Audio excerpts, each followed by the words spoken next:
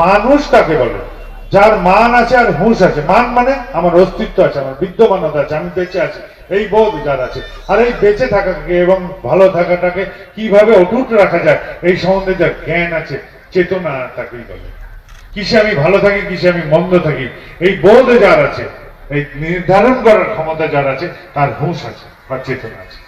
তাহলে আমার থাকা এবং আমার থাকাটাকে কি করে সুন্দর রাখা যায়, কি করে ভালো রাখা যায়, এই বোধ আলা যারা, তারাই মানুষ। জীবনে তুমি আমার জন্য করবে না তো কে করবে? এই কিছুদিন আগে ব্যাঙ্গালোরের একটা ঘটনা বলি, এই অলৌকিক ঘটনা, এগুলোর ব্যাখ্যা নেই বুদ্ধিতে। একটা ছেলে বললে 8 মাস কোমায় ছিল। সে পড়াশোনা জানা মূর্খ নয়, সে একটা পড়াশোনা করার ছেলে, 8 মাস কোমায়।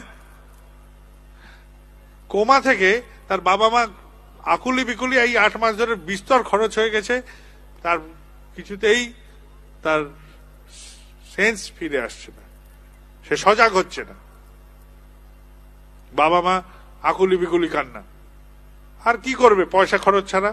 আছে পয়সা, সেটাই খরচ করছে। ডাক্তার বলছে এইটা করো, সেটা করো, এই করলে হবে, একটু ওয়েট করতে হবে। এই ওয়েট করতে করতে 8 মাস হয়ে গেছে।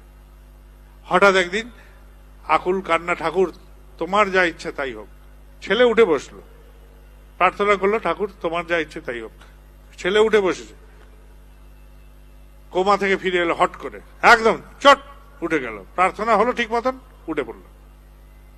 উঠেই বাবা মাকে বলছে যে আমি তো ছিলাম ঠাকুর বাড়িতে, আচার্যদেব আমাকে আনন্দবাজারের ওখানে থাকতে বলেছিলেন, তো বললেন যে তুই যা, তোর বাবা মা কষ্টে আছে, তুই চলে যা।